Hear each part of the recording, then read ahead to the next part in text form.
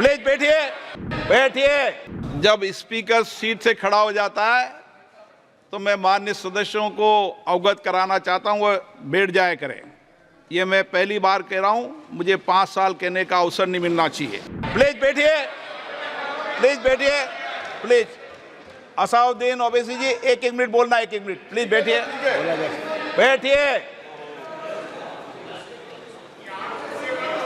आपको नहीं बुलाया।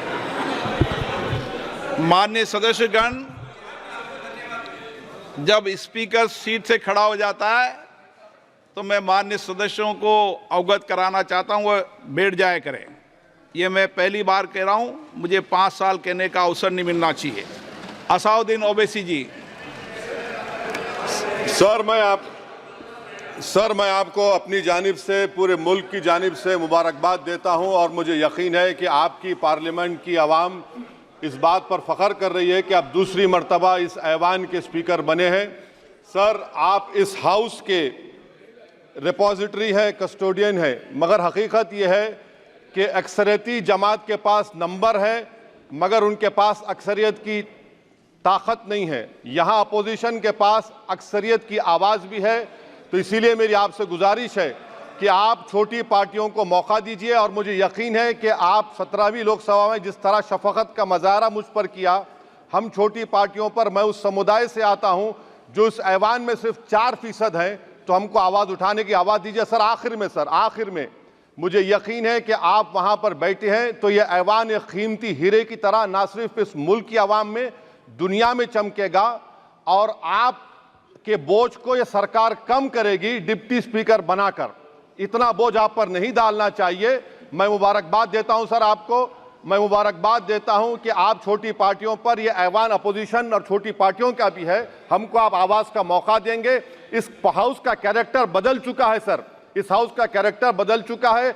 अब बीजेपी स्टीम रोल नहीं कर पाएगी। हम आपसे मुबारकबाद देते हैं। शुक्रिया सर। प्लीज बैठिए, बैठिए। जब स्पीकर सीट से खड़ा हो जाता है तो मैं माननीय सदस्यों को अवगत कराना चाहता हूं, वह बैठ जाया करें। ये मैं पहली बार कह रहा हूं, मुझे 5 साल कहने का अवसर नहीं मिलना चाहिए। प्लीज बैठिए, प्लीज बैठिए, प्लीज। असाउद्दीन ओवैसी जी, एक मिनट बोलना, एक मिनट, प्लीज बैठिए, बैठिए। आपको नहीं बुलाया। माननीय सदस्यगण, जब स्पीकर सीट से खड़ा हो जाता है तो मैं माननीय सदस्यों को अवगत कराना चाहता हूं, वह बैठ जाया करें। ये मैं पहली बार कह रहा हूं, मुझे 5 साल कहने का अवसर नहीं मिलना चाहिए। असाउद्दीन ओवैसी जी। सर, मैं आपको अपनी जानिब से, पूरे मुल्क की जानिब से मुबारकबाद देता हूं और मुझे यकीन है कि आपकी पार्लियामेंट की आवाम इस बात पर फ़ख्र कर रही है कि आप दूसरी मर्तबा इस ऐवान के स्पीकर बने हैं।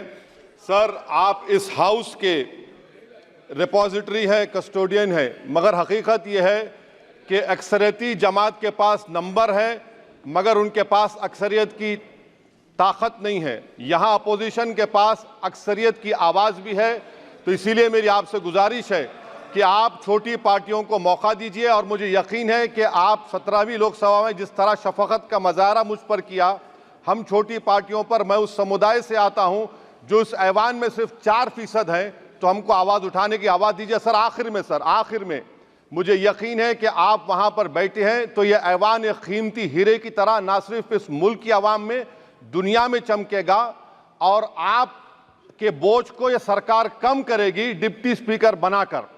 इतना बोझ आप पर नहीं डालना चाहिए। मैं मुबारकबाद देता हूं सर आपको, मैं मुबारकबाद देता हूं कि आप छोटी पार्टियों पर, यह ऐवान अपोजिशन और छोटी पार्टियों का भी है, हमको आप आवाज़ का मौका देंगे। इस हाउस का कैरेक्टर बदल चुका है सर, इस हाउस का कैरेक्टर बदल चुका है। अब बीजेपी स्टीम रोल नहीं कर पाएगी। हम आपसे मुबारकबाद देते हैं। शुक्रिया सर।